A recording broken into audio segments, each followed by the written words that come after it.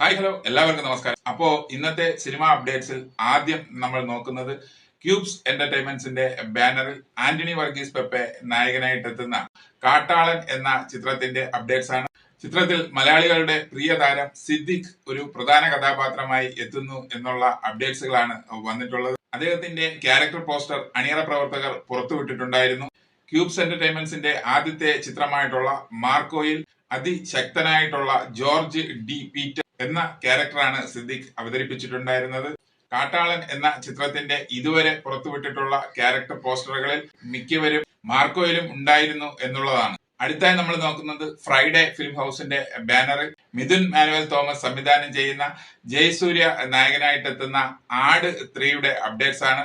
ചിത്രീകരണം പുരോഗമിച്ചുകൊണ്ടിരിക്കുന്ന ഈ ചിത്രത്തിനെ കുറിച്ച് വന്നിട്ടുള്ള ലേറ്റസ്റ്റ് അപ്ഡേറ്റ് എന്ന് പറയുന്നത് ചിത്രം ഈ വർഷം ക്രിസ്മസ് റിലീസായിട്ട് തിയേറ്ററുകളിൽ എത്തും എന്നുള്ള അപ്ഡേറ്റ്സ് ആണ് വന്നിട്ടുള്ളത്.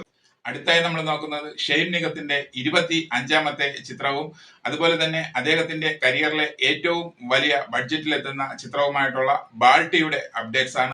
ആക്ഷൻ ത്രില്ലർ മൂവി ഗണത്തിൽപ്പെട്ട ചിത്രം ഓണം റിലീസായിട്ട് തിയേറ്ററുകളിൽ എത്തും എന്നുള്ള അപ്ഡേറ്റ്സുകളാണ് വന്നിട്ടുള്ളത്. ഈ ചിത്രത്തിൽ ഷെയ്ൻ നിഗത്തിന്റെ ക്യാരക്ടർ നെയിം എന്ന് പറയുന്നത് ഉദയൻ എന്നാണ്. കുഞ്ചാക്കോ ബോബൻ നായകനായിട്ടെത്തിയ ഞാൻ താൻ കേസ്കൂട് എന്ന ചിത്രത്തിന്റെ വൻ വിജയത്തിന് ശേഷം സന്തോഷ് ടി കുരുവിള നിർമ്മിക്കുന്ന ചിത്രമാണ് ബാൾട്ടി. ഉണ്ണി ശിവലിംഗമാണ് ഈ ചിത്രത്തിന്റെ തിരക്കഥയും അതുപോലെ സംവിധാനവും നിർവഹിക്കുന്നത്. കബഡിയും പ്രണയവും അതുപോലെ സൗഹൃദവും സംഘർഷവും ഒക്കെ പശ്ചാത്തലമായി ഈ ചിത്രത്തിൽ വരുന്നുണ്ട്.